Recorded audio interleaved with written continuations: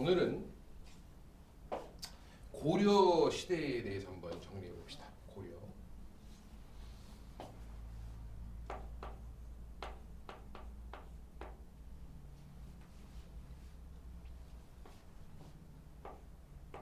민재야, 고려는 누가 건국했을까요?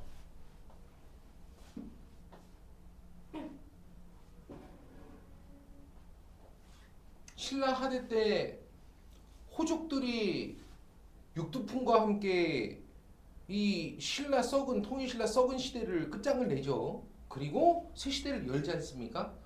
그때 막판에가 후삼국 시대였는데 그 무너져가는 신라 왕실이 있었고, 그리고 위쪽에는 궁예가 처음에 후고구려를 세웠다가 미치미치해지면서 왕건이라는 호족이 궁예를 몰아내고 왕이 되지 않습니까? 그때 세웠던 이름이 고려죠.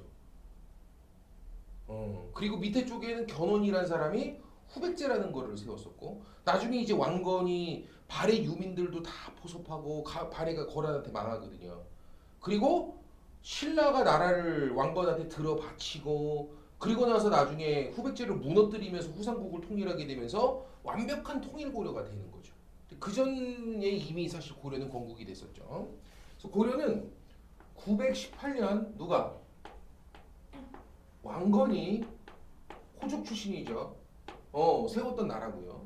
도읍을 개경으로 정하고, 그 이후에 위에서 누가 망하면서 발해가 거란한테 무너지면서 발해 유민이 이제 포섭이 되고요.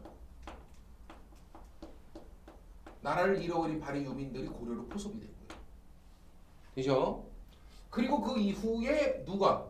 신라가 나라를 들어 바치죠. 아예. 됐습니까?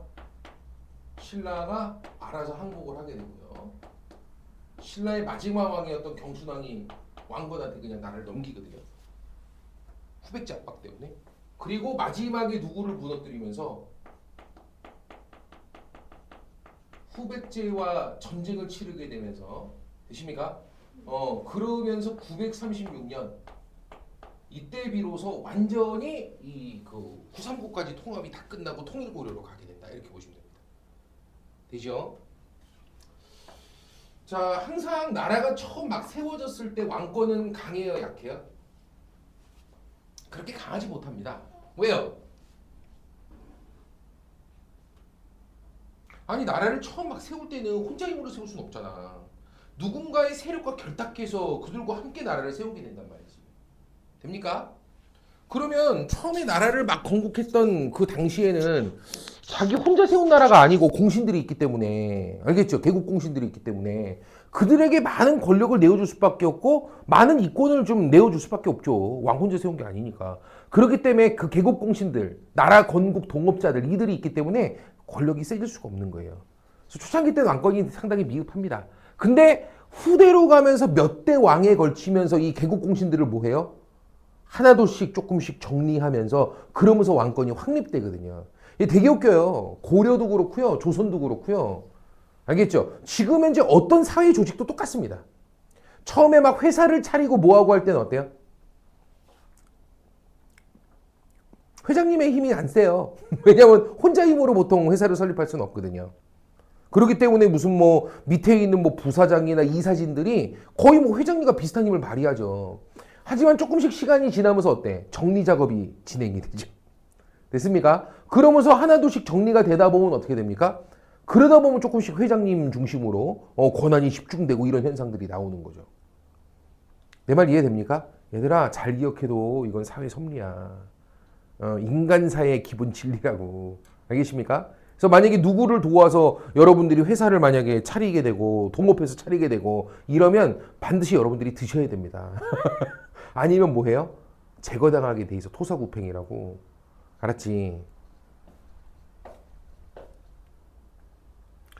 좋습니다. 그래서 고려도 마찬가지로 처음부터 왕권이 확립되고 체제가 완성되어 있는 모습은 아니에요. 몇 대 시기 왕들을 거치면서, 초창기 몇 대 왕에 걸치면서 조금씩 이 개국 공신들을 정리하기도 하고, 알겠죠? 그리고 왕권을 확립해 가면서 뭔가 체제 정비도 끝내고, 그러면서 왕권이 확립되는 거거든요. 체제가 완성되는 거거든요. 그래서 그 초창기 때 통치체제 정비 과정에 대해서 한번 살펴봅시다. 초기 통치체제를 어떻게 고려는 정비를 했었는지. 왕을 세 왕을 볼 겁니다. 하나는 태조. 고려 태조니까 누굽니까? 왕건이겠지 뭐. 됐습니까? 요 태조 왕건 때 정책을 크게 나누면 두 가지, 세 가지, 작게 나누면 네 가지로 나눠볼 거예요. 먼저 호족들을 통합하는 정책. 아무래도 개국공신이 누굽니까? 고려건국의 개국공신? 호족들이죠. 호족들 규합해갖고 세운 나라잖아요. 여러 호족들이 왕건과 함께 힘을 모아갖고 세운 나라니까 호족들이 개국공신이란 말이야. 알겠죠? 그러니까 그네들을 잘 끌어안아야 된단 말이지. 그러면서도 호족들을 뭐 해야 돼? 적절히 또 견제를 하기도 해야 된단 말이야. 되십니까? 두 번째로 백성들의 민심도 잘 달래고 민생을 또 안정을 시켜야죠. 백성들의 불만이 쌓이면 안 되지. 민심을 끌어안는 작업이죠. 민생 안정. 되십니까? 세 번째로 발해 유민들도 다 포섭하고 이랬던 게 고려 아닙니까? 그리고 같이 그때 외쳤던 게 뭐예요? 발해 유민 포섭하면서. 저 무도한 거란 우리 함께 몰아내자. 우리 같은 고구려 후예들 아닌가. 들어와. 내가 같이 너희들과 힘을 모아서 언젠가 저 거란을 몰아내고 다시 옛 발해 옛 고구려 우리 땅을 되찾을 것이니까 발해 유민들 걱정하지 말고 일로 들어와. 그러고 포섭한 거 아닙니까? 그러면 초창기 때 왕건은 나라 건국되자마자부터 뭐 했겠어? 북진 외친다고. 거란을 치겠다 계속 외친다고. 이해됩니까? 그래서 세 번째로 볼 수 있는 게 뭐다? 북진 정책이에요. 되십니까? 그래서 태조 왕건의 정책은 이렇게 크게 세 개입니다. 민생을 안정시키면서도 북진을 막 나서면서도 호족들을 달래고 포섭하기도 하고 또 호족들을 어느 정도 견제하기도 하고. 그래서 호족 통합 정책을 두 개로 나눠볼 거야. 하나는 뭐 하는 정책이 있고 잘 달래는 포섭 정책이 있겠죠. 호족을 포섭하는. 하지만 호족을 적절히 뭐해? 견제하는 정책도 함께 있습니다. 달래고 또 견제도 하고. 그래도 왕인데. 알았지? 요 정책들을 우리가 보게 될 겁니다.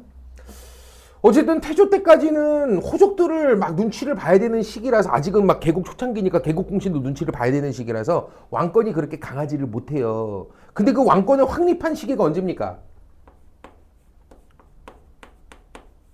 광종 때입니다. 태조 둘째 아들이에요. 알겠지? 광종 때로 접어들게 되면서 요때 뭐가 확립됩니까? 왕권이 확립이 되죠. 왕권이 강화가 됩니다. 알았지? 이 과정에서 두 개의 정책을 광종이 펴게 될 거야. 노비안건법하고 과거제 시행. 이 두 가지를 하게 될 거야. 알겠지? 그거 좀 이따 보기로 하고. 그 다음에 완벽하게 고려의 체제가 완성되는 시기는 성종입니다. 고려든 조선이든 주로 왕 이름에다가 붙이는 앞에 뭐 태조네, 성종이네 뭐 이런 말들은요. 그 사람의 업적을 보통 기려서 쓰는 거예요. 그래서 보통 태조나 고조 이런 말이 붙으면 뭡니까? 건국의 어떤 그 공이 있는 왕이야. 건국자야. 알겠지? 태조나 고조는 건국자를 뜻해. 알았지? 되나? 성종은 뭘까 그럼? 완성했다는 뜻이야. 뭐 했다고요?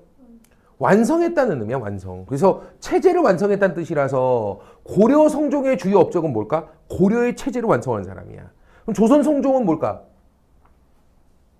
조선의 체제를 완성한 사람이지. 됐어요? 그래서 성종은 그런 업적이 있어. 그래서 이때 통치 체제가 완전히 완성되는 모습으로 가게 되는데 그 모습을 또 보게 될 거야. 알았지?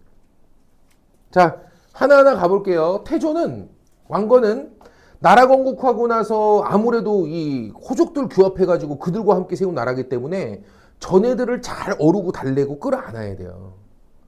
이해되죠? 그래서 뭘 펴게 됩니까? 포섭 정책으로서 첫 번째 사성 정책, 두 번째 혼인 정책 이런 정책들을 펴게 돼요. 호족 딸내미들하고 다 결혼했어요. 수많은 지역 호족들이 있지 않습니까? 호족의 딸들하고 하나하나 다 결혼한 거야. 잠깐 무슨 소리 나는데?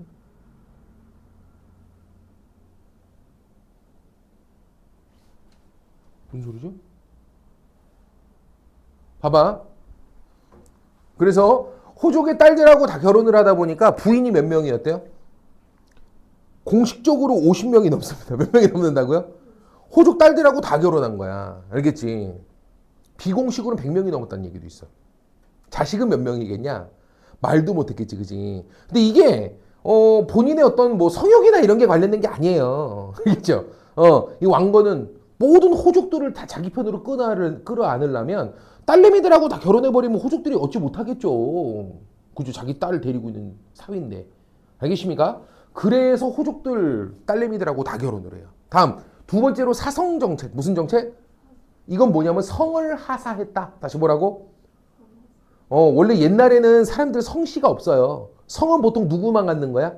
왕족이나 최상위 귀족 몇몇만 갖는 게 성이야. 알았죠? 근데 아무래도 나라를 세우는데 공이 있는 사람들이 꽤 많으니까 그들에게 뭐합니까? 성을 하나씩 막 하사합니다. 알았지? 그래서 이때 만들어진 성씨가 안동김씨예요. 다시 뭐라고요?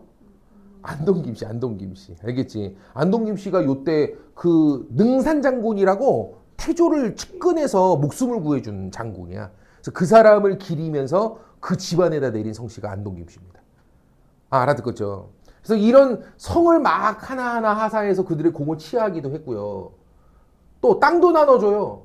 당연히 뭐 공이 있으니까 경제적으로도 뭔가 그 노비들도 부리고 농사도 지을 수 있는 땅도 주셔야 되지 않겠습니까? 그죠?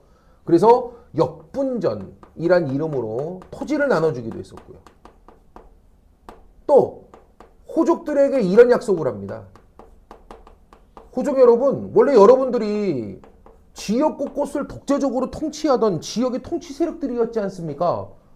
내 여러분들을 규합해 나라를 세웠다 하여 어찌 모든 지역을 중앙에서 제가 모두 다 관리하고 통제한단 말입니까? 전 그렇게 안 합니다.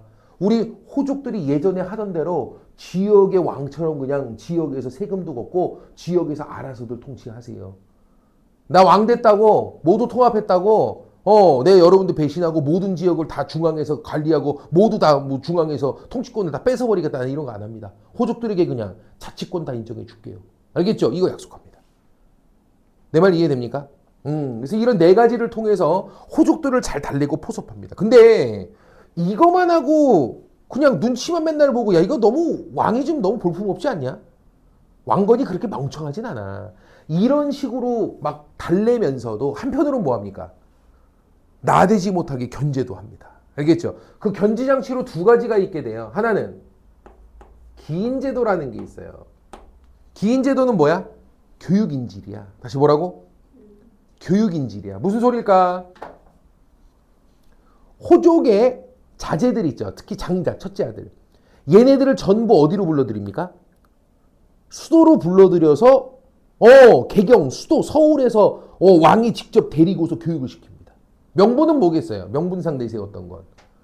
내 어찌 호족의 자제들이 이 나라의 앞으로를 이끌어갈 그 어떤 역군들이 될 텐데 내 어찌 호족의 자제들을 함부로 그냥 지역에 내버려 둔단 말입니까? 내 자식으로 생각하고 내가 중앙에서 친히 직접 교육을 시키고 국가의 주요 관직을 내어줄 것입니다.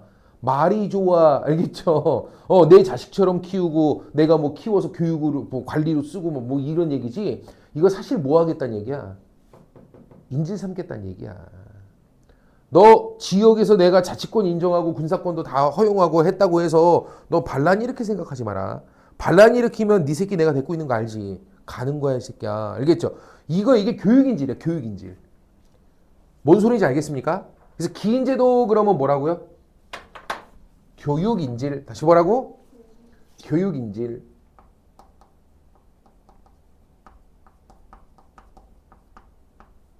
됐습니까? 요런 제도도 마련을 해서 호족들이 절대 나대지 못하게 반란이나 뭐 이런 거 못 일으키게 이렇게 견제도 하고요. 사심관제도라는 것도 만들게 됩니다. 사심관제도는 뭐냐면 중앙에 있는 중앙 관직자들이 있잖아. 그죠? 뭐 병부, 호부, 이부 막 이런 데 있는 됐습니까? 뭐 문화시중 같은 뭐 이런 국가 주요 이제 중앙관직자들이 있잖아. 왕건과 함께 중앙에서 통치하는. 됐습니까? 근데 걔네들도 다 자기 고향이 있죠. 다 서울 출신일까요? 아, 뭐 부산 출신도 있고. 맞죠? 야, 우리나라의 뭐 국방부 장관, 교육부 장관, 문화관광부 장관, 통일부 장관, 여성가족부 장관. 야, 이 장관들은 다 서울 사람이에요? 무슨 다 서울 사람일 리가 없잖아요. 뭐 목포 출신도 있고 부산 출신도 있고 있을 거 아닙니까? 맞아요, 틀려요. 그 중앙 관리들에게 지역에 대한 견제 권한을 조금씩 내준 거예요. 어, 교육부 장관 잠깐 일로 와봐. 이때는 이제 교육부 장관 그러면 뭐 2부 좌랑 뭐 이 정도 될 텐데. 됐습니까? 그 2부 좌랑 불러갖고 얘기하는 거야. 저기 고향이 목포라 그랬지? 그 목포 지역에 대해서 내가 호족들, 목포 호족들에게 통치 자치권을 내주긴 했지만 내 자네한테도 내가 일정 부분 견제 권한을 좀 줄 테니까 자네가 목포 지역을 수시로 좀 돌아봐. 혹시 목포 지역에서 이상한 조짐 보이거나 하면 나한테 와서 바로 얘기해. 만약에 목포 지역에서 반란이 일어나면 너 죽는다. 대신에 내가 너한테 많은 권한을 내주는 거니까 나쁜 건 아닐 거야, 너한테. 이해되죠? 됐습니까? 그러면 지금 뭐 이부시랑 막 이런 애들이 뭐가 되는 거야? 중앙에서는 교육부 장관 이부시랑이지만 알겠죠? 동시에 목포 사심관이 되어서 목포 지역에 대한 감찰 권한이 얘한테 감독 권한이 생겨요. 말뜻 이해됩니까? 그럼 얘는 목포 사정 잘 알아요, 몰라요?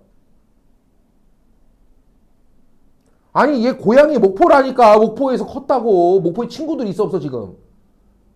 있죠. 목포에 친구들도 많고 목포에 자기 가족들도 몇 개 있어. 친척들도. 그리고 목포 사정을 얘가 왜 몰라. 태어나서 거기서 컸는데. 이해됩니까? 그럼 얘한테 맡기면 지역은 목포 지역, 목포 호족이 자치적으로 통치는 하지만 중앙관리 이 목포 이 출신의 지금 이부시랑 얘가 지금 뭐니까 목포 사신관으로 견제 권한을 같이 가지고 있으니까 중앙관리로서 있는 이부시랑을 통해서 언제든지 거기를 돌아볼 수 있는 거야. 뭔가 조짐이 이상하다. 그럼 뭐합니까? 목포 지역에 이상한 첩보가 올라왔다. 그러면 저 이부시랑 잠깐 들라 그래. 이부시랑 네가 목포 사신관이었지. 예패야. 그 이상한 첩보가 있어. 가서 빨리 확인해봐. 아니면 너 연대 책임이야 너. 알겠죠? 그럼 얘는 알아보겠죠. 이해됩니까? 그래서 사심관제도라고 하는 것은 중앙관직자들에게 자기 출신 지역, 고향 출신 지역에 대한 사심관의 권한을 하나씩을 더 부여한 거예요. 중앙관리들에게. 그리고 이 중앙관리들을 통해서 지역 곳곳에 호족들이 딴짓 하나하나 감시한 거죠. 말뜻 이해됩니까? 돼야 안 돼요? 그래서 사심관제도는 뭐다? 중앙 관리를 자기 출신지를 중앙관리를 통해 출신지를 견제하는 거야. 중앙관리를 통해서 그 관리의 출신 지역을 견제하도록 하는 거야. 됐습니까?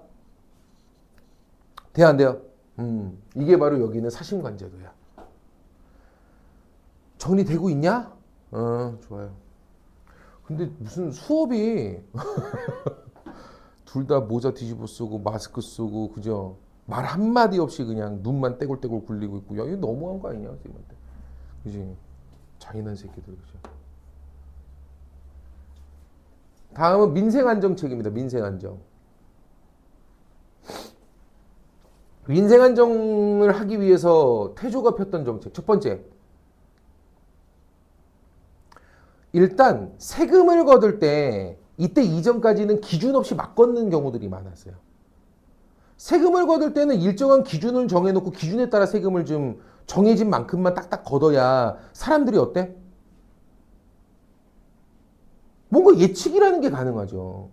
세금이 정해진 액수도 없고 뭐 지들 멋대로 막 야 지금 좀 많이 필요하니까 좀 다들 걷어봐 많이 걷어봐.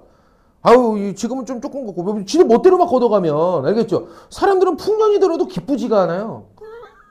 세금을 얼마 걷어갈지 뭐 알 수가 없으니 랜덤으로 걷어가니까 이러면 안 되겠죠. 그래서 이때 국가에서 정합니다. 10분의 1만 걷을게.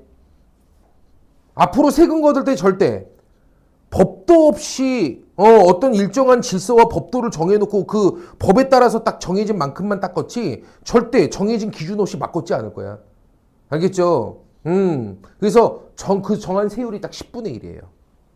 이해됩니까? 그리고 세웠던 원칙이 취민 유도라고 부르거든. 그래서 뭐라고 한다고? 취민 유도. 무슨 얘기야? 백성들을 수취할 때는 법도가 있다. 다시 뭐라고?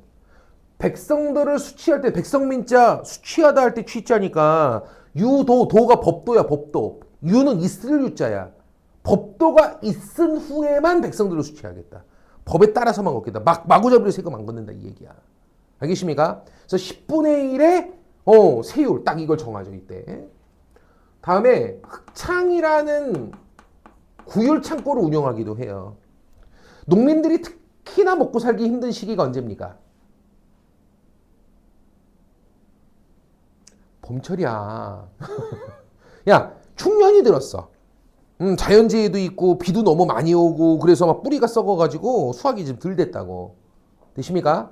그래가지고 만약에 지금 뭐 흉년이 들어서 쌀 수확량이 너무 적어.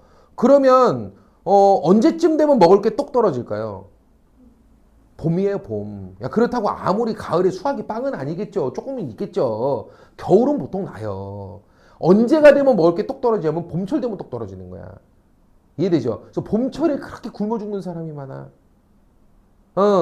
봄철에는 이제 나무들도 조금씩 이제 막 피르피르 올라오고 막 싹이 트고 막 이러니까 먹을 게 없어가지고 그냥 막 사람들이 막 푹 뜯어먹고 이러다가 독초 잘못 먹고 뒤지고 막 이런 일들이 비일비재하다고. 이해됩니까? 그래서 태조 왕건이 얘기한 거야. 흑창이라는 창고에다가 풍년 들었을 때, 뭐 들었을 때? 풍년 들었을 땐 쌀이 막 넘치잖아. 이때 그 쌀을 갖다가 좀 쟁여서 국가에서 창고에다가 관리를 잘해서 썩지 않게 잘하면서 쟁여두자 이거야. 이해됩니까? 그리고 흉년 같은 거 들었을 때 그 창고에 쟁여둔 이 쌀을 뭐 하는 거야? 싼값에 대출해 주는 거지 사람들한테. 국가가 하는 거니까 비싸게 안 받아 이자를.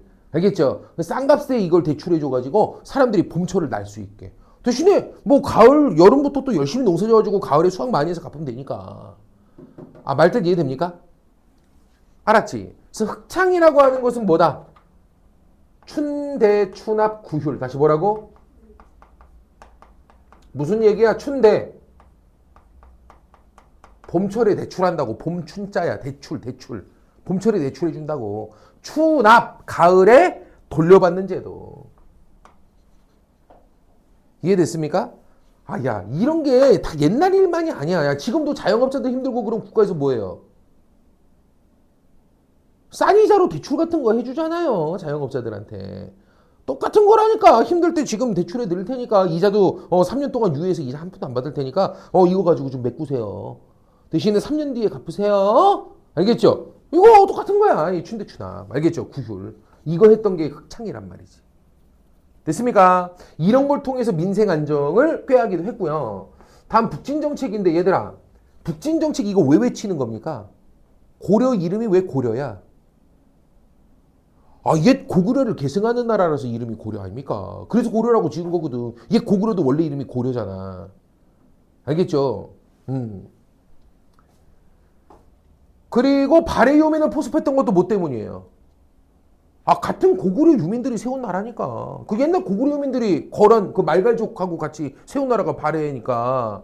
거란한테 발해가 망하고 나서 발해 지배층이었던 옛 고구려 유민들은 동족이라는 의식이 있단 말이지. 그래서 포섭한 거 아닙니까? 그리고 발해의 옛 땅이었던 지금 거란이 뺏은 저 땅도 그냥 우리 거라는 인식이 아직 있는 거고, 고려는. 맞아요, 틀려요. 그래서 이런 북진 정책을 폈던 것은 다 뭐의 소산이다? 어디를 계승하는 의식? 그렇지. 고구려를 계승하는 의식의 소산이라고 보시면 돼요. 알겠습니까? 그래서 발해 유민도 포섭했던 거고 북진을 외치면서 거란하고 맨날 싸우려고 한 거야. 거기는 우리 미수복 지역이라는 인식이 있으니까. 알겠습니까? 그리고 북진 정책의 일환으로서 서경을 중시했대요. 뭘 중시했다고요? 얘들아, 서경이 어디냐면 지금의 평양이야. 그 돼지 새끼 정은이 있는데 평양. 개경보다 조금 북쪽이고요. 평양은 또 어떤 곳입니까? 옛 고구려의 수도입니다. 장수왕 이후부터 옛 고구려 수도 아닙니까? 그러니까 평양에는 아직도 뭐가 살아있어? 옛 고구려의 기상이 넘친단 말이지. 알겠습니까? 그래서 수도를 개경보다 북쪽에 있으며 옛 고구려 수도인 어디 평양으로 수도를 옮김으로써 알겠죠?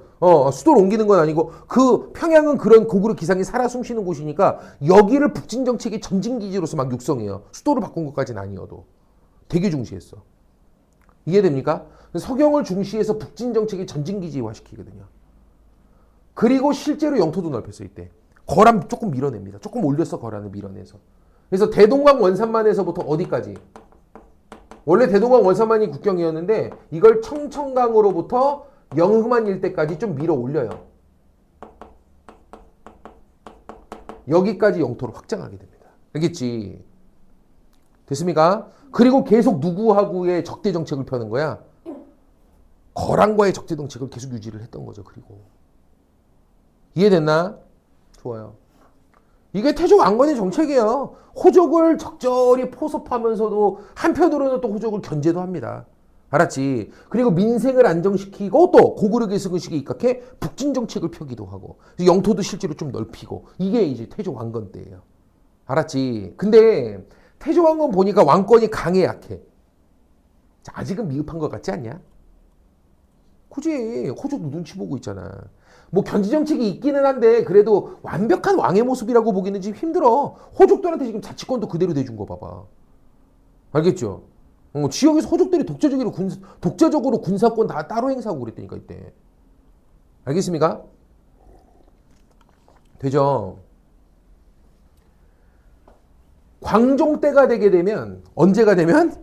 광종 때가 되게 되면 이때 드디어 왕권을 확립하게 됩니다.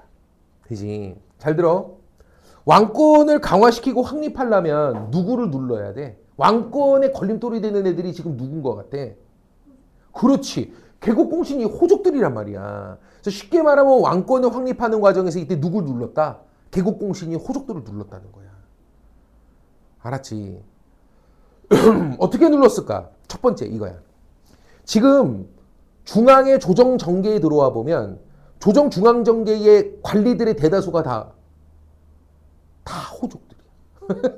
그것도 서경 출신 호족들이 이때 득세를 많이 했거든요. 서경 출신 호족들의 일색이야. 전부 다 그냥 싸그리 다 서경 출신 호족이었어. 관리들이 다. 그럼 왕이 대전회의 할 때 왕 말이 씨알이 안 먹혀요. 이해됩니까?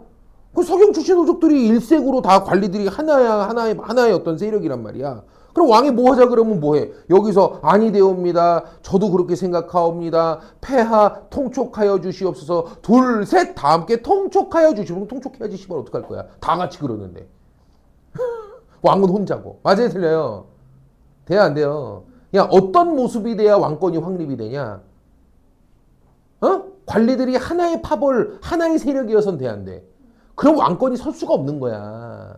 여기서 이렇게 하시옵소서. 아니되옵니다. 폐하 이렇게 하시옵소서. 폐하 저는 또 생각이 다르옵니다. 폐하 이러면서 지들끼리 티격태격해야 마지막에 조용히들 하시오. 나는 이렇게 할 것이요. 이게 또 이 왕이 뭔가 할 수 있는 여지가 생기는 거지. 여기서 이 맞싸웁니다. 저도 그렇게 생각하옵니다. 저도 그렇사옵니다. 저도 그렇사옵니다. 둘, 셋 통촉하여. 이건 왕이 할 게 없다고 이렇게 되면. 내 말이 이해됩니까? 조정 정계가 완전히 이때 서경 출신 호족 1세기였기 때문에 왕이 할 수 있는 게 없었어. 그래서 왕이 뭐 해야 되겠다? 광종이. 조정의 판도를 바꿔야 되겠다. 쉽게 말하면 서경 출신 호족 1세기로 되어 있는 관리를 좀 바꿔야 되겠다. 다른 출신들도 막 들어올 수 있게 바꿔야 되겠다. 알겠죠? 제일 좋은 명분이 뭡니까? 우리 시험 봐서 뽑읍시다. 능력 중심으로 좀 임명합시다. 뭐 이런 거야. 서경 출신 호족들만 대가리가 좋은 게 아니거든. 지역에도 왜 학자들도 많고. 맞아요 틀려요? 맞죠? 그리고 명분도 없어. 이거 반대할 명분도 없어. 아니 관리를 뽑을 때 능력에 따라 갖고 시험에서 뽑자는데 그걸 어떻게 반대해요? 너무나도 명분이 정당한데. 이해됩니까? 그래서 광종이 이때 시행했던 게 뭐야? 능력 있는 사람을 관리로 뽑읍시다 외치면서 과거제를 시행한 거야. 시험 쳐갖고 관리 뽑기 시작한 거야. 알겠죠? 그래서 과거제를 시행을 딱 하니까 이제 어떻게 돼? 새롭게 신진 등용되는 관리들이 서경 출신 호족들이 10분의 1 토막으로 확 준 거야. 알겠죠? 그리고 지역의 학자나 막 이런 사람들이 막 관리로 막 들어오기 시작하는 거죠. 이해됩니까? 다음, 과거 시험은 최종적인 시험 채점을 누가 합니까? 왕이 해요. 그렇죠? 그럼 과거 시험에 합격한 자들은 누구하고 친할 수밖에 없어? 왕이 채점에서 뽑았다고 왕이 심사해서 왕이 직접 뽑은 사람이라고. 알겠죠? 그럼 당연히 친할 수밖에 없지. 세빈아, 네가 입사했는데, 알겠죠? 너 면접 볼 때 너 찍은 이사님이 있어. 너 가자. 알겠죠? 이사님이 널 뽑았단 말이야. 너 그럼 그 이사님하고 안 친해지겠냐? 옆에 완전 꼬붕 되는 거지 뭐. 이해됩니까? 그거 똑같은 거야. 그러니까 이게 과거로 뽑혀 올라온 애들은 왕편일 수밖에 없거든. 왕이 최종 시점을 하는 사람이기 때문에. 왕이 최종 결정권자이기 때문에. 말뜻 이해됩니까? 그래서 과거를 통해서 시행을 하다 보니까 이거로 인해 무슨 일이 벌어집니까? 신구 세력의 교체가 일어납니다. 다시 뭐라고? 문제. 신세력이 누구야? 신세력이 누구야? 과거를 통해 뽑힌 애들이지. 맞아요, 틀려요? 그리고 구세력이 누구야, 옛세력? 호족이죠, 호족. 민재 이해돼, 이거? 잠깐, 이해 안 돼?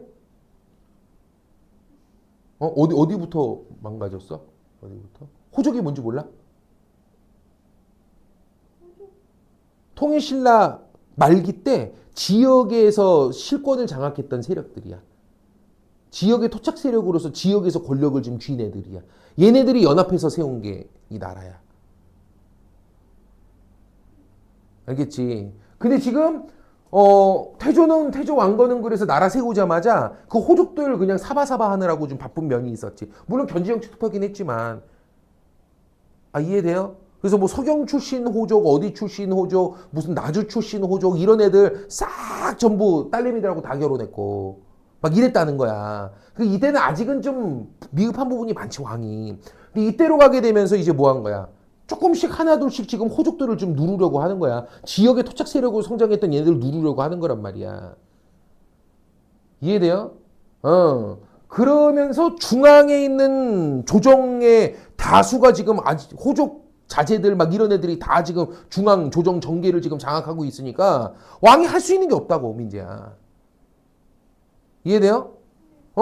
그래서 왕이 새로운 세력을 뽑아야 되겠다. 호족이 아닌 다른 애들도 조정정계에 좀 일부가 들어와서 호족하고 좀 다른 파벌하고 좀 중앙정계에서 티격태격 다투는 여러 가지 정책 경쟁의 어떤 이런 모습들이 나와야 그래야지 왕도 거기서 뭔가 할 말이 생기고 하는 것이지. 이해돼요?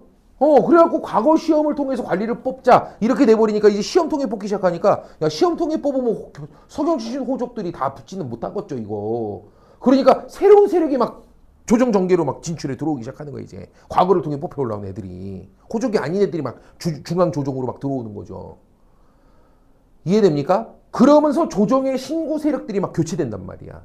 구세력이었던 옛날에 조정을 장악하고 있던 호족들은 이제 반수 아래로 막 내려가고요. 알겠죠? 과거를 통해 올라온 신세력들이 이제 반수 이상으로 막 늘어나고요. 알겠습니까? 근데 기본적으로 과거를 통해 올라온 애들은 왕에게 충성을 많이 할 수밖에 없는 애들이라고. 왜? 최종적으로 뽑은 결정권자가 왕이었기 때문에 자기를 뽑아준 사람이란 말이야, 왕이. 이해 안 돼요? 민지 이해됐어? 됐지. 그런 모습이란 말이지. 다음.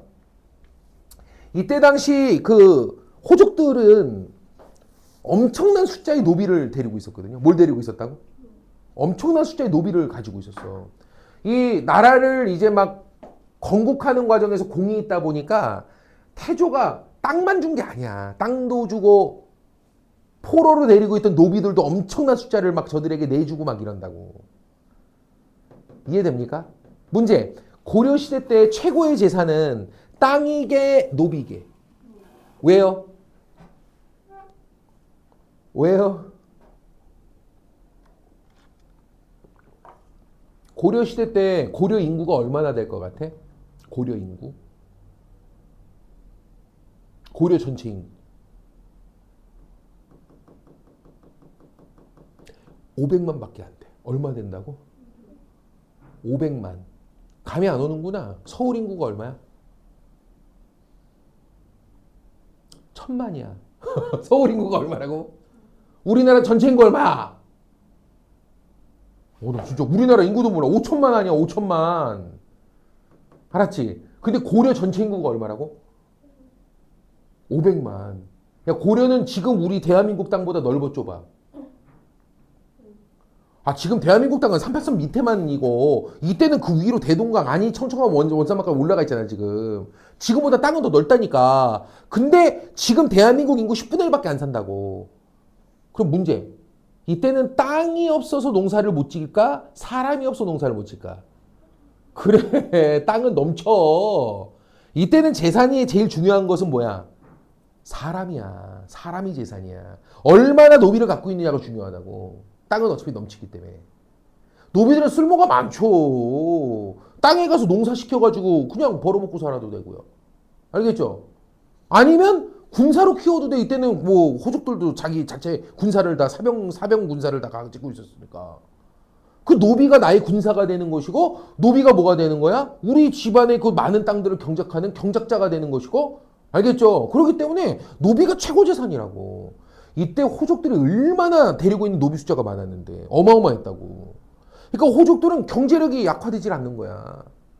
앤드 군사적으로도 그 노비들이 다 이 어떤 호족 가문의 어떤 집안 사병처럼 움직였기 때문에 이거 눌러야 되겠다 이거야. 알았지? 근데 문제, 이때 호족들이 데리고 있던 막대한 노비들은 합법적 과정을 통해 노비가 된 자들이 많을까요?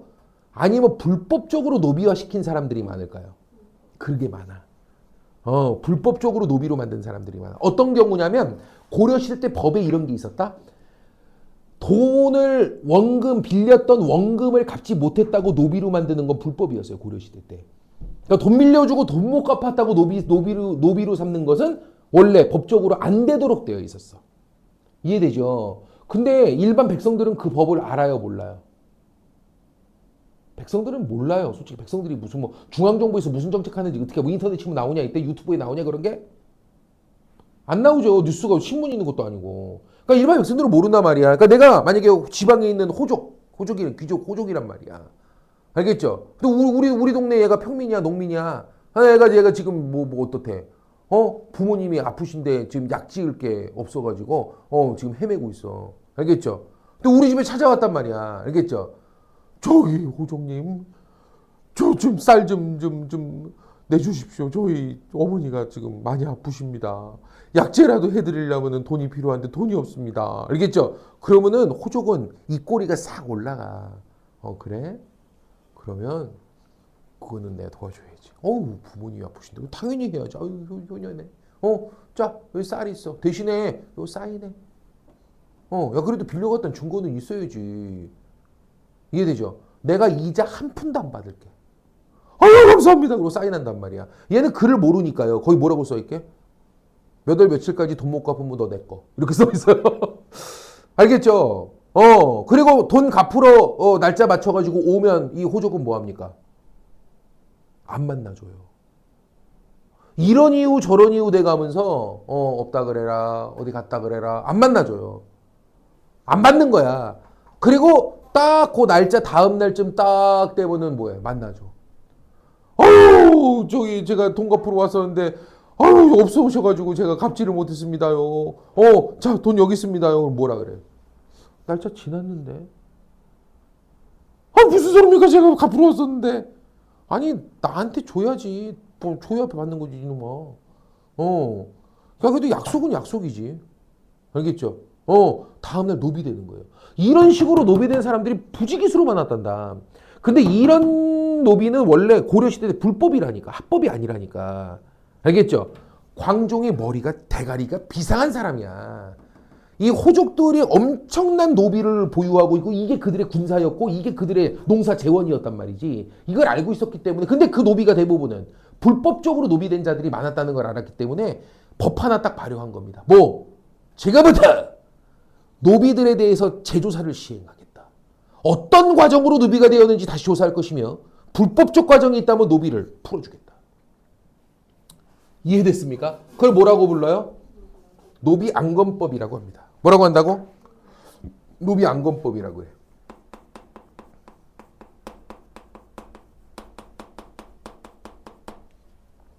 그럼 노비안건법을 시행하게 되면 호족들이 데리고 있던 노비들 중에 반수는 풀려나.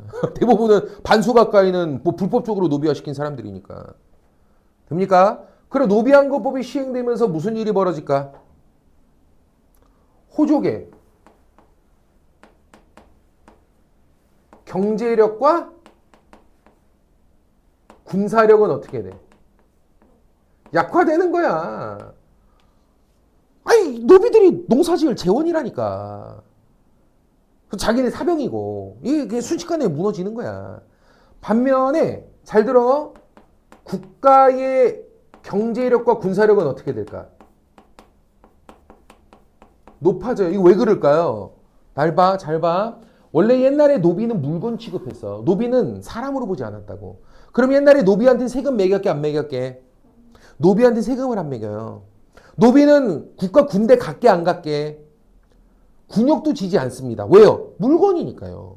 사람 취급을 안 했다니까. 근데 이게 일반 농민으로 풀려나면 이제 뭐가 돼요? 국가의 세금도 내고 국가의 군대도 가는 사람이 돼요. 그리고 이 사람들은 왕을 지지하겠어, 반대하겠어? 아니, 폐하가 나 지금 물건 취급당하던 나를 지금 사람 구실하게 만들어줬잖아. 맞아요, 틀려요? 왕에 대한 어떤 지지는 높아지는 거거든. 민심이 확보되는 거거든, 이거.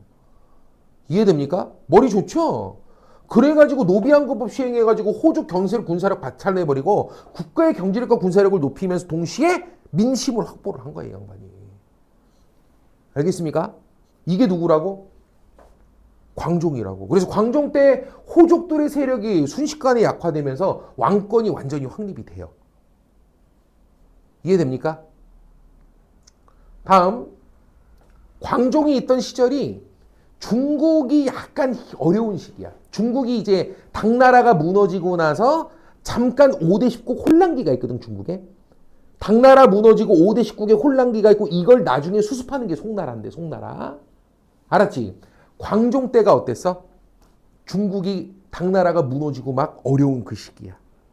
쉽게 말하면 동아시아 지역의 맹주는 이때까지 항상 누구였어? 당이었다고.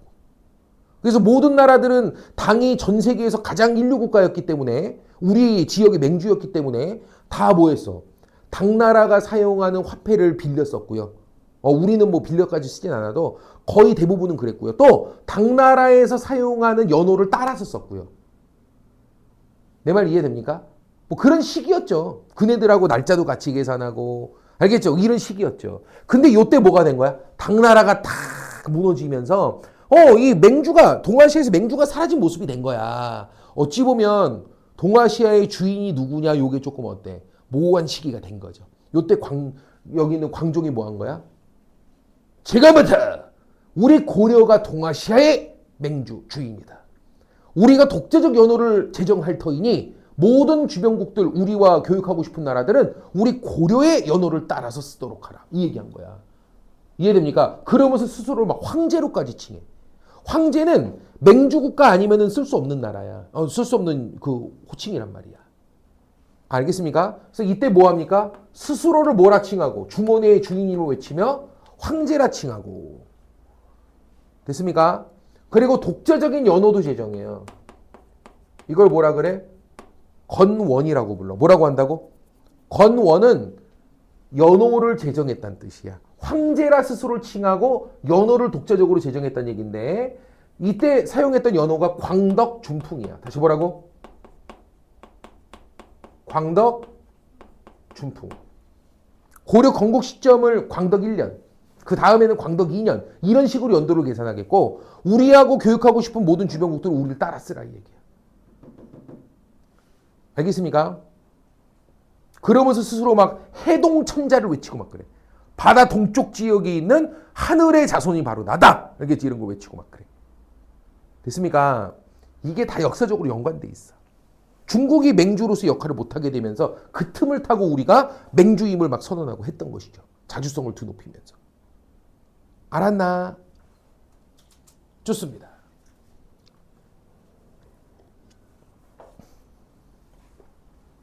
성종 때가 되게 되면 뭐 한다고요? 체제가 완성됩니다. 고려의 모든 통치 시스템이 요때 딱 완성이 돼요. 되죠? 근데 이게 사실 성종 혼자 머리에서 나온 건 아니었어. 성종에게 이런 모습으로 국가체제를 정비합시다 건의했던 과거를 통해 뽑혀 올라온 똑똑한 인재가 있거든. 알겠죠? 누굽니까 그 양반이?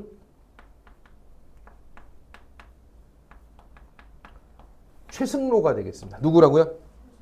이때 최승로가 성종한테 폐하 고려의 시스템을 이런 모습으로 정비하시옵소서라고 건의했던, 알겠죠? 그 안을 뭐라고 부르냐면 최승로의 시무 28조라고 불러요. 뭐라고 한다고? 이거 책에 22조라고 나오는 책도 있어. 왜 그러게? 28개 조항으로 국가체제 정비안을 제출을 하는데요. 근데 전해지는 건 22개밖에 없어. 28개 제출했다고 기록에 나와. 근데 전해지는 게 22개밖에 없어. 그래서 22조라고도 불러. 알겠습니까? 최승로가 건의했던 건 핵심은 딱 두 개야. 핵심은 딱 두 개야. 폐하, 유교적 통치 이념을 확립하시옵소서. 다시 뭐라고? 원래 삼국시대하고 남북국시대, 남북국 그러면 통일신라 발해죠, 그죠? 삼국시대하고 남북국시대 때, 그때 당시에는 사람들의 종교적인, 정치적인 모든 면을 지배하고 있었던 사상은 뭡니까? 불교였어요. 뭐였다고요? 그래서 왕들이 스스로가 부처임을 막 자처했었고요. 종교도 불교요, 통치 이념도 기본적으로 불교적으로 그렇게 통치를 했었다고. 야, 근데 이게 사실 웃긴 얘기야. 나 봐봐. 종교는 사상이 아니야. 다시 뭐라고? 종교는 사상이 아니야. 민재야, 종교하고 사상이 뭐가 다를까?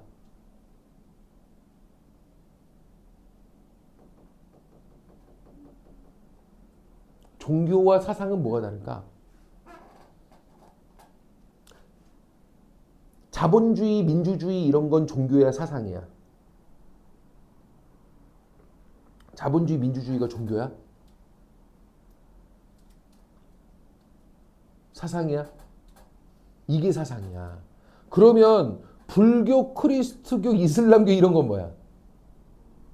이런 게 종교지. 뭐가 다른 걸까? 관심사야. 종교는 현실의 우리의 삶을 안정시키고자 하는 거야? 죽고 나서 좋은 데 가자는 거야? 그래! 사후 죽고 나서 내세의 안녕을 기원하는 게 종교고, 관심사가 내세 다음 생에 있어. 이게 종교야. 뭔 얘기인지 알겠어? 그럼 사상은 뭐야?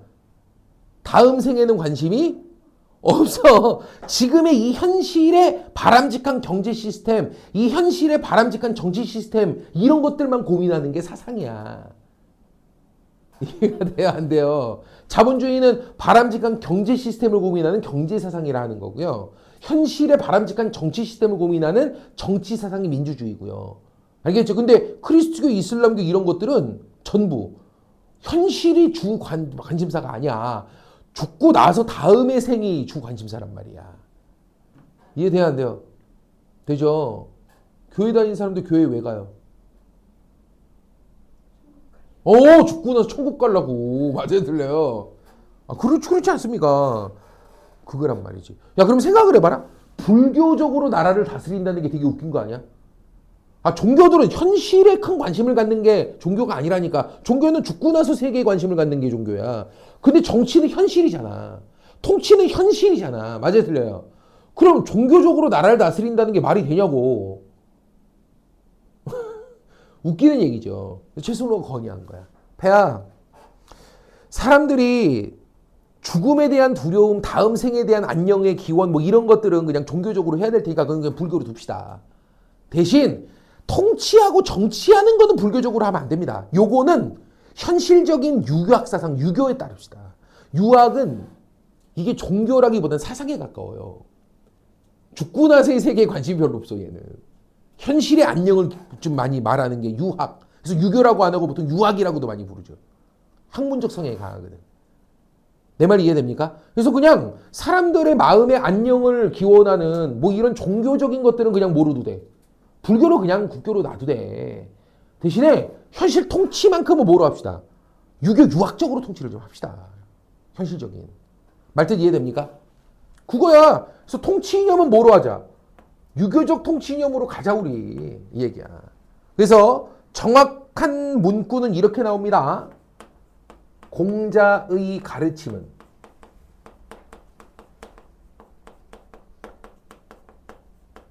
치국의 근본이요.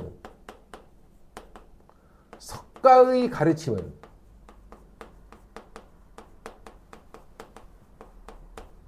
수신의 도입니다. 이렇게 나와. 수신은 갈고 닦는다. 내 마음과 몸을 갈고 닦는다라는 뜻이니까요. 내 마음과 몸을 갈고 닦는 건 석가의 가르침 뭐야? 불교죠. 불교. 석가모니의 가르침. 맞죠? 불교적으로 그냥 마음을 갈고 닦는 자기 안녕을 깨하는 뭐 이건 그냥 불교를 두더라도 시국, 나라를 다스린다. 치국이 나라를 다스리는 거죠. 통치 나라를 다스리는 근본은 유교적, 공자 가르침. 유학적으로 갑시다. 우리 지금. 이 얘기란 말이야. 말뜻 이해됩니까? 그래서 이 얘기한 거야. 그래서 실제로 이걸 그대로 받아들여 성종이. 그래서 성종은 유교적 통치 이념을 확언하죠. 앞으로 통치만큼은 뭐 하겠다?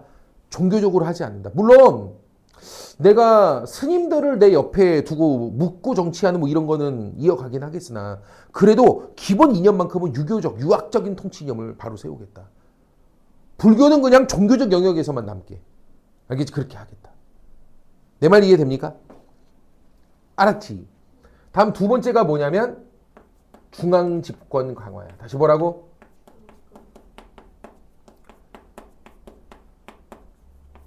얘들아 지금 보니까 왕권이 지금 강해요, 약해요? 요때 조금 확립이 되긴 했는데 아직까지도 미흡한 면이 있어. 아직까지도 지역 곳곳은 호족들이 자치하고 있거든. 아직까지 이때까지도 호족들이 지역 곳곳을 자치하고 있었어. 내 말 이해됩니까? 여기는 태조 왕건이 호족들한테 그냥 지역 왕처럼 알아서 지역 옛날에 하던 것처럼 그냥 다스리고 군사도 알아서 운영하고 하세요라고 자치권을 인정했기 때문에 이때까지도 왕권이 그래도 중앙에서는 조금 확립이 되긴 했어도 지역에서는 아직도 왕처럼 군림하고 있다고 호족들이. 아무 견제도 안 받고. 알겠습니까? 되지. 그래서 이때 최승로가 건의한 거예요. 왕의 몸이 10개가 아닐진데 어찌 모든 곳을 다 돌아볼 수야 있겠습니까? 허나 그렇다 하여 지역 곳곳을 지역의 토착 세력에게 그냥 맡겨둔다면 그 토착 세력들의 횡포가 날로 심각해져 백성들의 삶은 곤궁해질 것이옵니다. 청컨대 외관을 두소서. 다시 뭐라고? 청하건대 청컨대 뭘 두라고? 외관을 두소서. 이게 뭔 소리일까요? 왕의 몸이 10개가 아니니까 모든 지역을 왕이 직접 다 돌아보고 통치할 수는 없죠. 그렇다고 지역의 토착 세력, 호족 얘네들한테 그냥 알아서 해라 이러고 맡겨두면 저네들의 횡포 견제 안 받으니까 횡포가 날로 심해져서 백성들이 어려워지지 않겠습니까? 그러니까 뭐 합시다. 왕을 대신해서 지방 관리들을 지방 그 호족들을 조금씩 견제할 지방관들을 조금 내려보냅시다. 얘네들이 좀 감시하게 합시다 이 얘기야. 무슨 얘기인지 이해가 됩니까? 그래서 이때 딱 12군데 보내요. 12군데 목지점에 뭘 보내요? 지방 관리들을 내려보내서 호족들을 견제케 합니다. 그리고 호족들도 어느 정도는 지방관들의 통제를 좀 받도록 해요. 왕이 파견하는 지방관들의 통제를 받게 해요. 아, 이해됩니까? 돼요, 안 돼요? 되죠? 그래서 이게 뭘 파견했다는 거야? 외관, 지방관을 파견했다는 거야. 알았지? 세빈아, 이 지방관이 파견된 현을 뭐라고 부른다? 주현이지. 아이고, 주현이라고 부르죠, 그걸. 파견 안 된 현은 속현이라고 그러고. 까먹었니? 그래서 12군데 목지점 12목에 지방관을 딱 파견을 하게 됩니다. 알았나? 좋아요.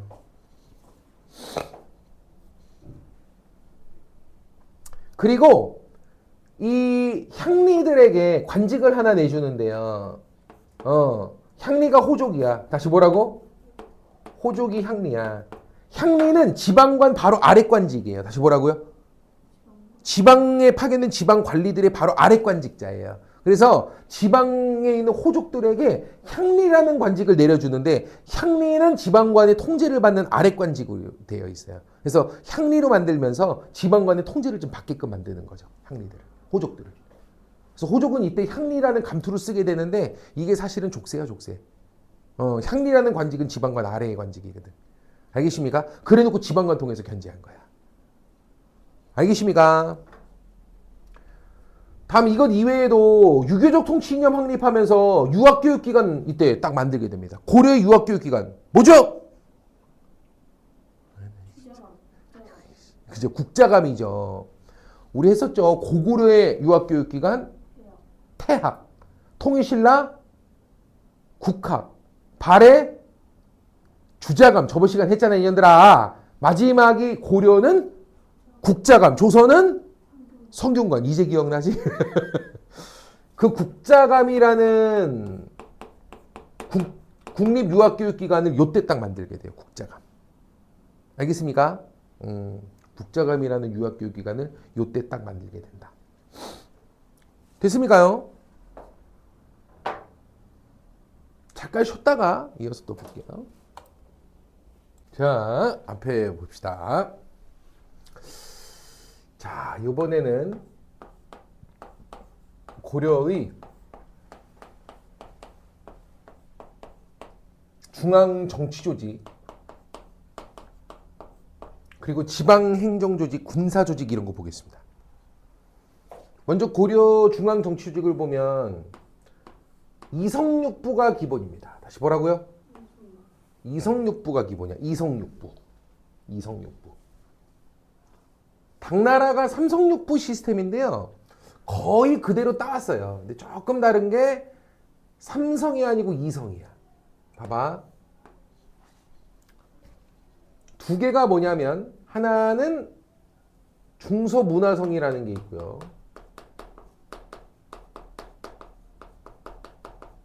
또 하나는 상서성이라는 기구가 있습니다. 중서문화성과 상서성.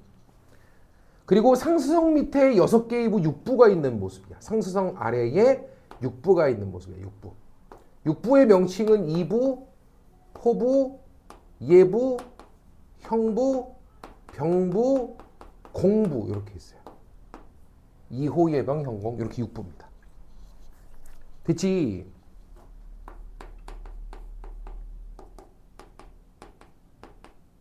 이렇게 돼 있어.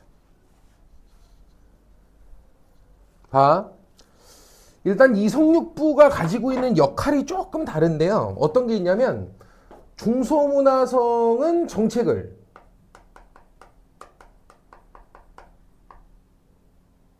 제안하고 결정하는 곳입니다.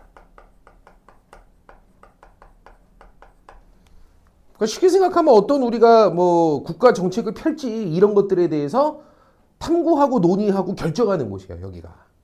알았지? 그 다음에 요 상서성이라는 기구는 집행부입니다. 다시 뭐라고요? 집행부. 뭔가 정책을 결정했으면 정책 집행을 해야 되지 않겠습니까? 그죠? 결정한 것을 뭐 집행을 쭉 해야 되겠죠. 그죠? 그 집행부예요. 집행부.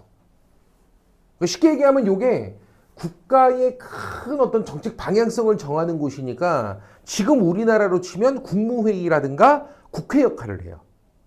그 얘는 정부입니다. 정부. 되시죠? 근데 정부에는 집행부는 세부 집행부서들이 있거든요. 세부 집행부서. 전문성 있게 집행은 이루어져야 되니까.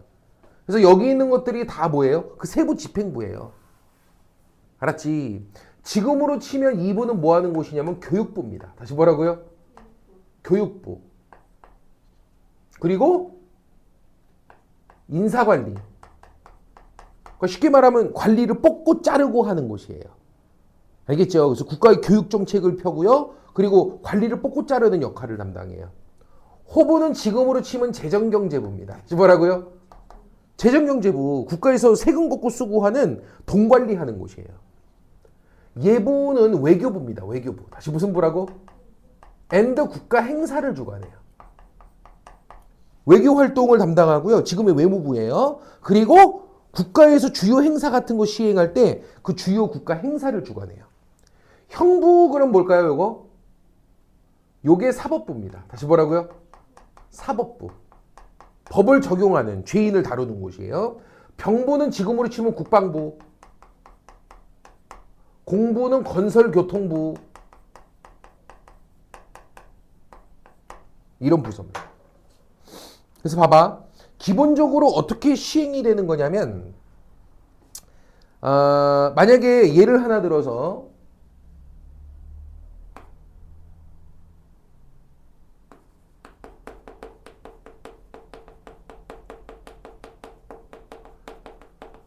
원자력 발전소를 어디다가 세울지 이런 걸 결정을 합니다. 알겠죠? 어디서 결정합니까? 여기서 결정합니다.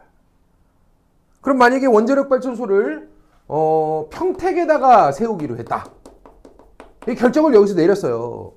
그러면은 이제 뭐 하겠어? 이걸 시행을 해야 되겠죠, 그죠? 민재야, 잠 좀 깨봐. 결정을 했으면 시행을 해야 되겠죠. 그러면은 상서성이 주관해가지고 이 정책 시행을 한단 말이야. 그러면 여기는 2부에다가 뭐 합니까? 원자력 발전소 건설 TF팀 구성하라 그래요. 얘네가 관리를 뽑는 역할을 하니까. 그래서 기존에 있는 관리 인력 풀 가지고 총 동원해가지고 가장 적합한 애들로 TF팀을 구성을 합니다.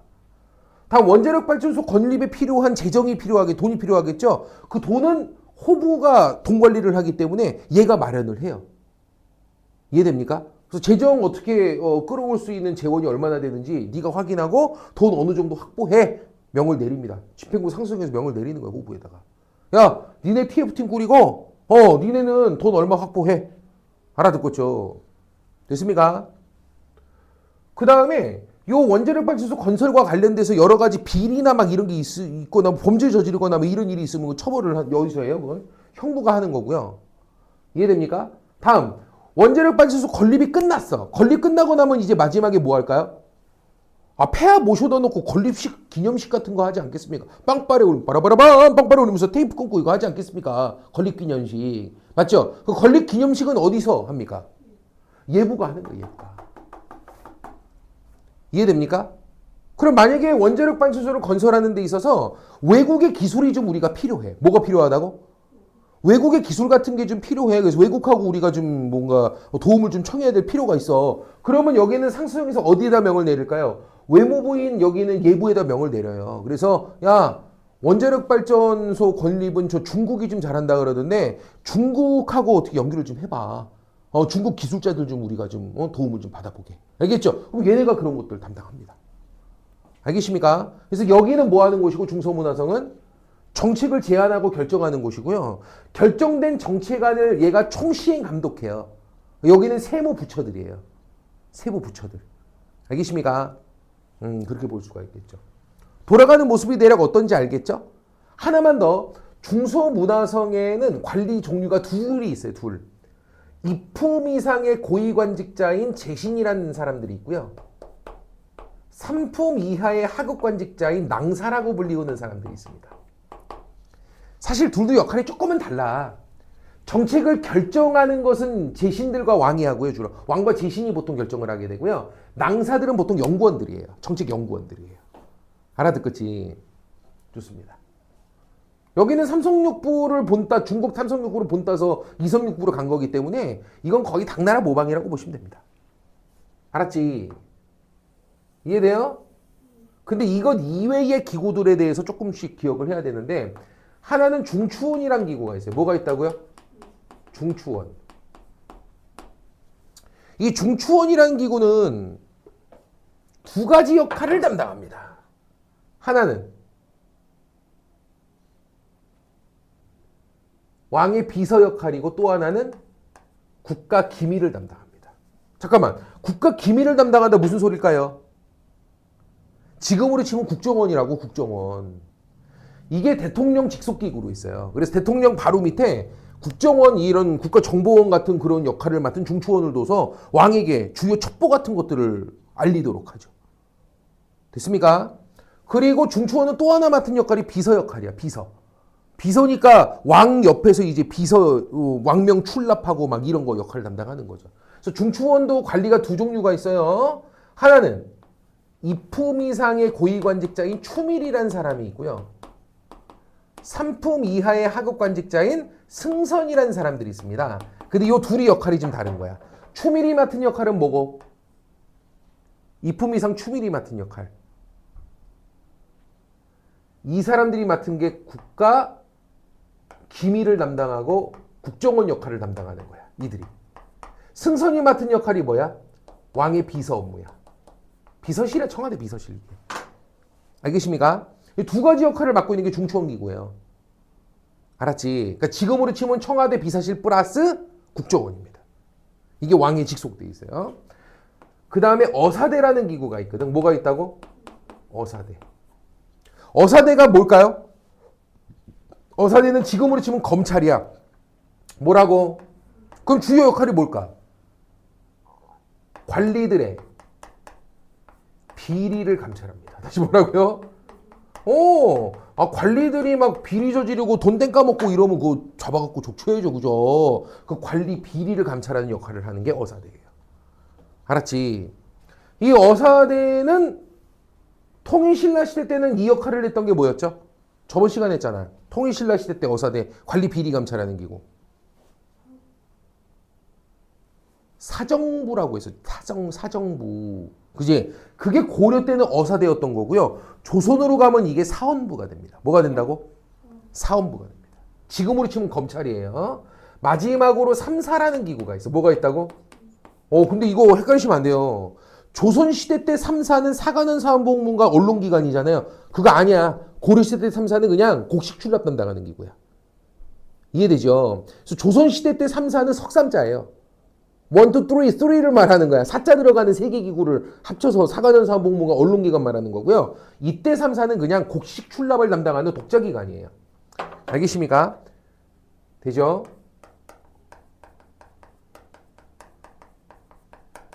그래서 이게 재밌어. 세금을 이때 당시엔 쌀 같은 걸로 주로 걷거든요. 세금을 관리하는 곳은 호부잖아, 호부. 근데 얘네는 세금을 걷고 쓰는 장부를 주로 다루는 애들이고요.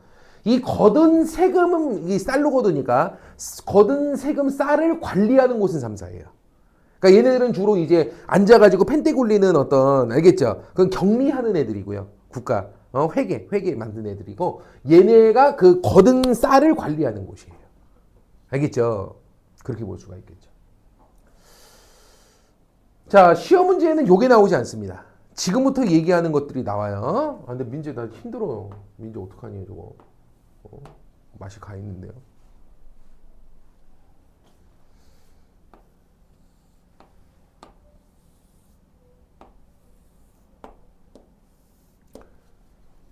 얘기했지만 요 이성육부 체제 자체가 당나라거 모방이고요. 나머지 것들도 사실 거의 뭐 당 아니면 송나라거 모방한 것들이 되게 많아요. 근데 고려만의 독재적 성격을 보여주는 기구가 이제 나옵니다. 이건 고려만의 독재적 성격을 보여주는 기구예요. 알았지? 두 가지 기구가 있는데 하나는 도병마사라는 기구가 있고요. 또 하나는 식목도감이라는 기구가 있어요. 그냥 간단하게 도병마사하고 식목도감이라는 기구는 뭐냐면 국가 중대 사안을 결정할 때 고위 관리들이 다 모이는 곳이에요. 지금 보니까 이 국가의 통치 조직 기구 자체가 되게 전문화되어서 이렇게 분화되어 있잖아요. 그죠? 근데 우리나라는 예로부터 그런 게 있어. 중요한 의사결정을 내릴 때는요. 각자 맡은 바 전문 영역들이 조금씩은 다르지만 중대사안 결정할 때는 다 함께 모입니다.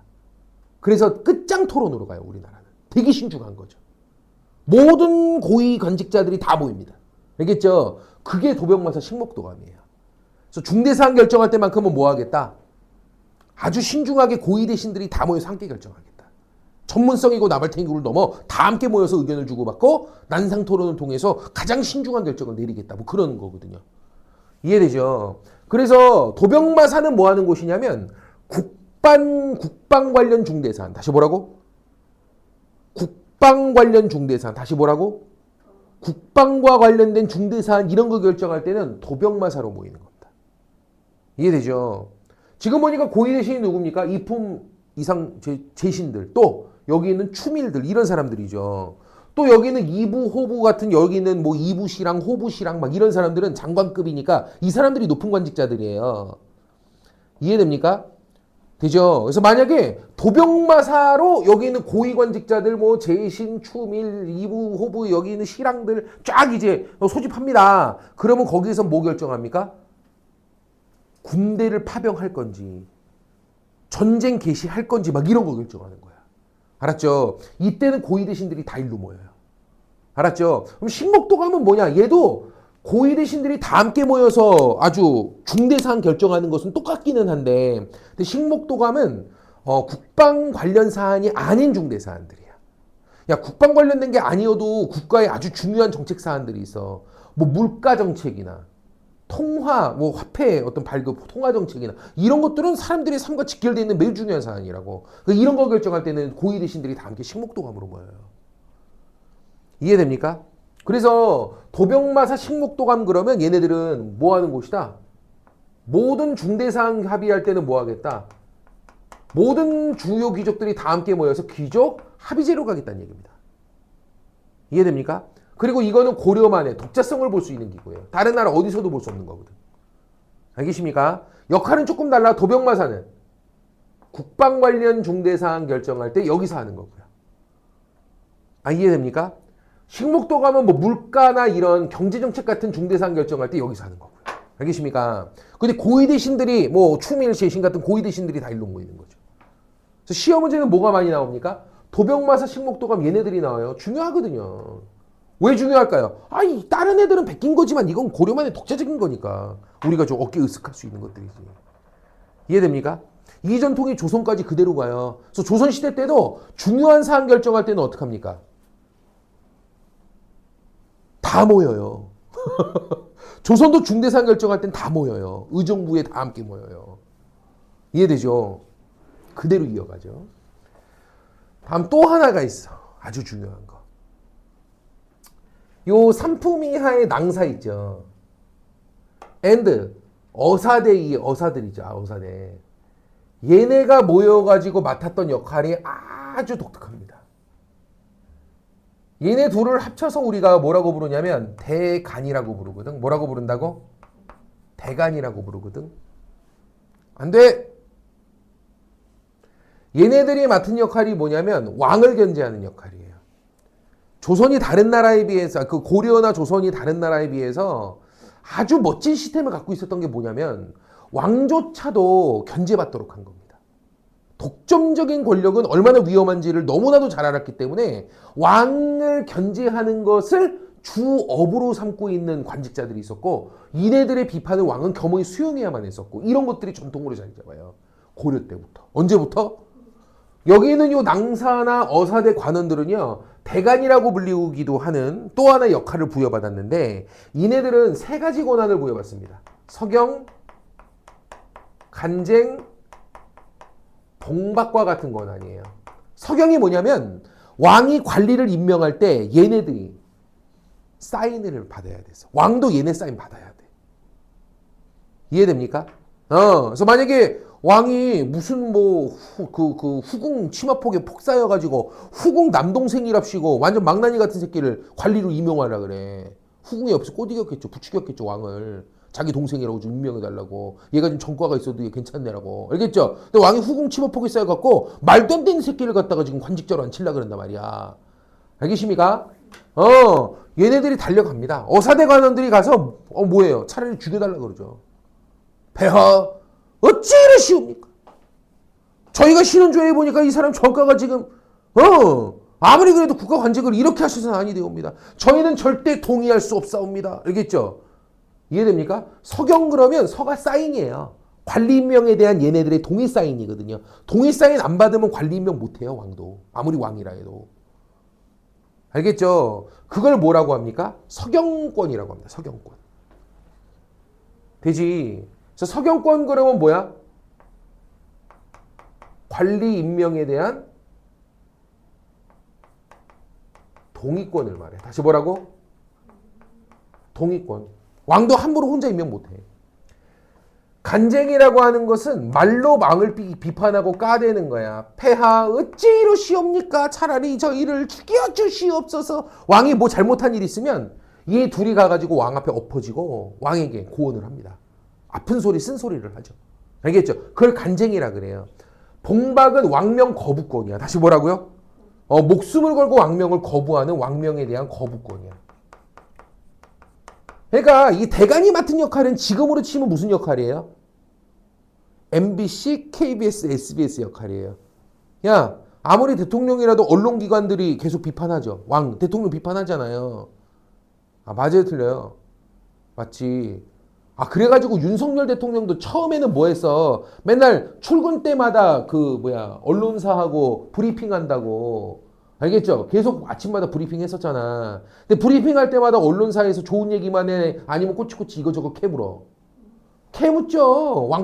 대통령 잘못한 일 있으면 계속 뭐 거기에 대해서 따지고 막 하죠. 그러니까 나중에 하기 싫어가지고 나중에 뭐 폐지시켜버렸잖아.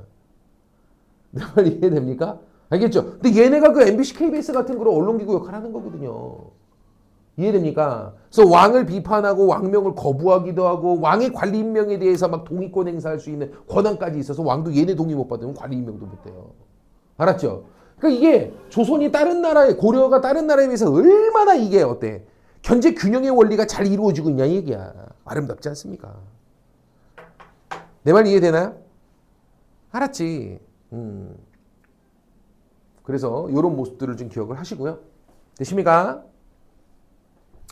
다음은 고려의 지방행정조직입니다. 다시 뭐라고요? 잠깐만 요거 하나 써주고. 그래서 요 대간이 맡은 역할은 무슨 역할이야? 왕권과 신료들의 신권을 조화롭게 만들어주는 역할이야. 왕권이 너무 나대지 못하게 말이지.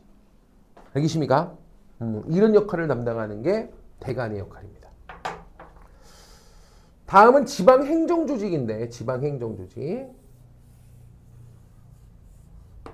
일단 영토 범위는 어디로 보냐면 청천강 영흥만까지 봅시다. 원래 대동강 원산만이었는데 저 태조 왕건 때 올렸다 그랬죠. 청천강 영흥만까지. 여기로 봅시다. 수도는 어디고요? 개경이죠. 왜 그래요? 개경이잖아요, 수도가. 그지? 일단 전국을 몇 개로 나눴냐면 7개로 나눴는데 크게 몇 개로 나눴다고? 7개로 나눴는데 이원적으로 구성합니다. 국경 지역에 2개, 아래 지역에 5개 이렇게. 국경 지역은 아무래도 국경을 맞대고 있는 지역이니까 어때? 국방 목적을 주로 부여하는 행정구역 2개. 알겠죠? 그 아래쪽에는 일반 행정 목적에 그냥 백성들의 삶을 평안히 살피는 데 치중하는 그런 일반 행정구역이 5개 이렇게 있습니다. 그래서 오도 양계라고 불러요. 뭐라고 부른다고요? 오도 양계. 그래서 봐봐. 위쪽에 뭐가 있냐면 이렇게 2개가 이렇게 있어. 이게 북계. 이게 동계야, 동계. 북쪽 동쪽이라 북계 동계라고 불러. 그래서 이걸 합쳐 뭐라 그럽니까? 양계라고 부르죠. 뭐라고 부른다고요? 양계. 그래서 양계 그러면 여기는 뭐야? 어떤 목적이 뚜렷한 행정구역? 국방의 목적이 뚜렷한 행정구역이야. 다시 뭐라고요? 국방의 목적이 뚜렷한 행정구역이야. 그래서 양계 지역에 파견된 도지사는 뭐라고 부르냐면 병마사라고 불러요. 다시 뭐라고 부른다고요? 말뜻 안에 들어있어. 병마 뭐야? 병 솔저 군인 말 군인들이 말 타고 싸우잖아.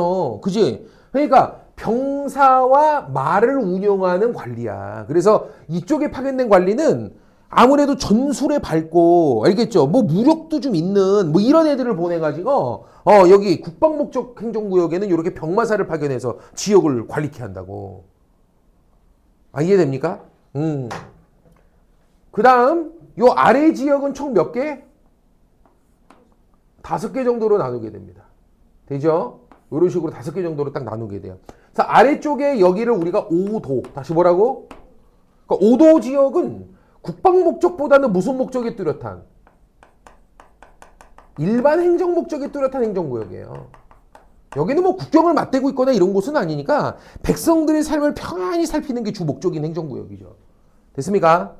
그래서 여기 있는 요 지역은 뭐라고 합니까? 어떤 관리를 파견합니까? 병마사가 아니고 안찰사를 보내죠. 다시 뭘 보낸다고요?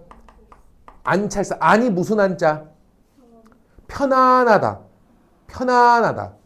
알겠죠? 편안할 안자. 찰은 살피다. 다시 뭐 한다고? 살피다. 그러니까 안찰사 그럼 뭐야? 백성들의 삶을 평안히 살피는 관리. 이런 뜻이야. 알았지? 그래서 요 지역 5도 지역에는 안찰사를 파견하게 돼요. 위에는 병마사, 밑에는 안찰사. 됩니까? 이렇게 파견을 하게 됩니다.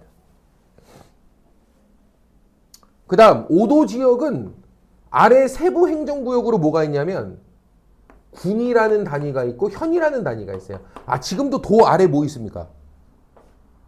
시 안에는 구 안에는 통 이런 식으로 행정 단위가 나뉘잖아요. 그죠? 5도 도가 있고요. 도 안에 군들이 있고 군 안에 현이 있다고. 알았지? 세부 단위들이 이런 식으로 나눠져 있어. 근데 양계 지역은 세부 단위가 딱 한 개야. 뭐? 진이란 단위 딱 하나밖에 없어. 여기는 인구가 많지 않거든. 국경 지역이라 인구가 많지 않아서 뭐 현을 두고 그 안에 또 동을 두고 이렇게 세부적으로 안 가요. 어떻게 가요? 그냥 무슨 진 이런 진 단위만 딱 있고 끝이야. 인구가 많지 않으니까. 아, 이해됩니까? 5도 지역의 말단 행정구역은 현인데요. 말단구역은 현인데요. 현에는 종류가 두 개가 있었대. 하나는 주현이라는 게 있었고 또 하나는 속현이라는 게 있었다고 하죠. 뭐가 다른 거였죠? 주현은 누가 파견돼 있다?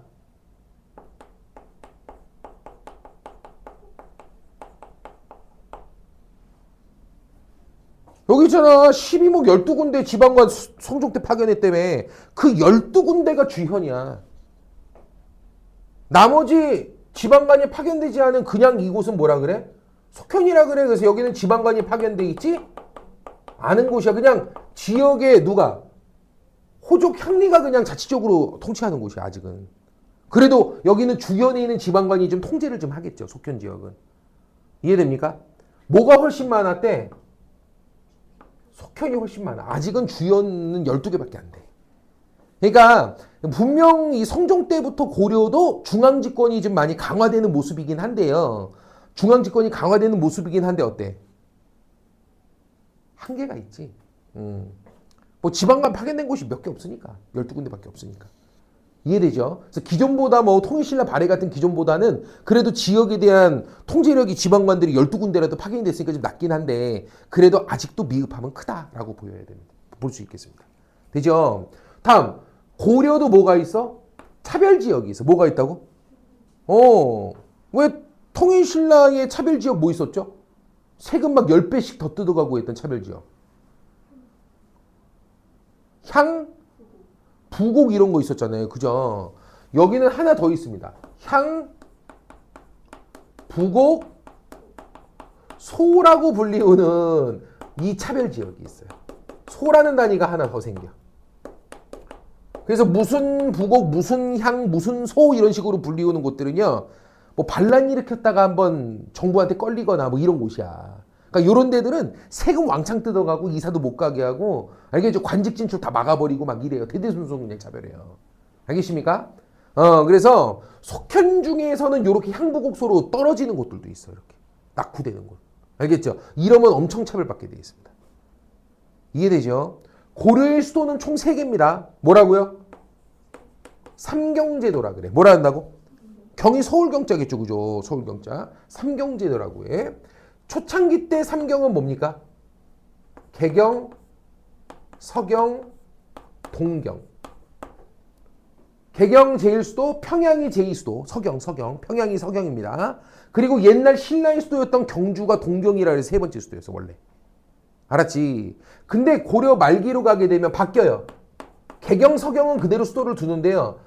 옛날 신라의 수도여서 세 번째 수도였던 동경을 없애버리고요. 한양을 남경이라 해서 세 번째 수도로 삼게 됩니다. 고려 말기부터. 이해됩니까? 그래서 고려 말기 때는 개경, 서경, 남경입니다. 남경. 이해되죠?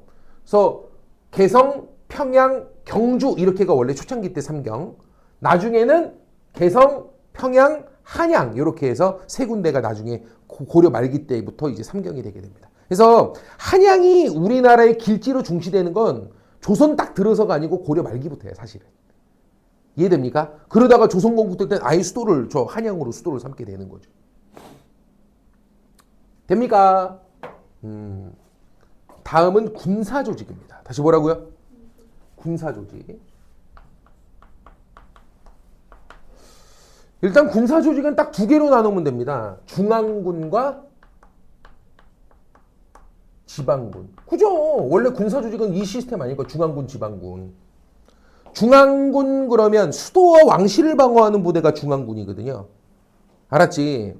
고려시대 때 중앙군으로서 2군 6기라는 부대가 있어요. 뭐가 있다고? 주로 2군으로 편성되어 있는 애들이 왕실 방어, 6기 부대가 수도 방어 임무를 담당하는 애들이에요. 다음에 지방군은 나봐. 각 지역을 방어하는 부대인데 양계 말단행정구역은 뭐라고요?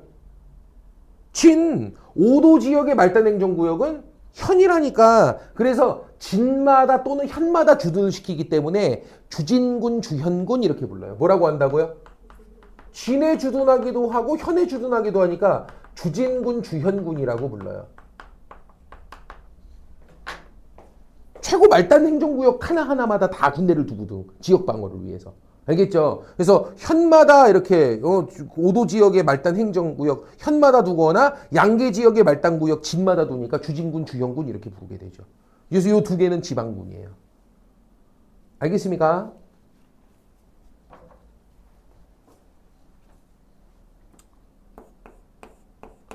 다음이야. 고려의 교육제도입니다. 그리고 인사관리예요.